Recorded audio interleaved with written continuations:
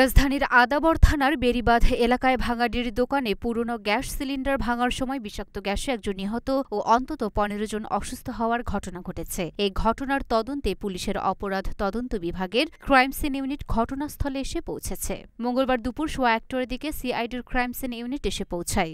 সিআইডির crime scene unit ঘটনাস্থলে এসে তাদের কার্যক্রম শুরু করেছেন এবং আলামত সংগ্রহ করছেন। তবে এ বিষয়ে সিআইডির ক্রাইম সিন ইউনিটের কেউ এখনও সাংবাদিকদের সাথে কথা বলেননি। এর আগে ভোর রাতে কালুর ভাঙাড়ির দোকানে গ্যাস সিলিন্ডার থেকে নির্গত গ্যাস আশেপাশে থাকা বস্তিতে ছড়িয়ে পড়ে। এতে অন্তত ১৫ জন অসুস্থ হয়ে সোহরাওয়ার্দী হাসপাতালে চিকিৎসা নিতে যান। এদের মধ্যে কবির হোসেন নামে একজন মারা যায়। বাকি ১৪ জনের মধ্যে ৯ জন চিকিৎসা নিয়ে চলে যান। ৫ জন এখনও চিকিৎসাধীন আছেন হাসপাতালে। ঘটনার পর থেকে ভাঙাড়ি দোকানদার কালু পলাতক রয়েছেন। এই ঘটনায় জিজ্ঞাসাবাদের জন্য ভাঙাড়ির দোকান মালিক কালুর ছেলে শান্তকে আটক করেছে পুলিশ।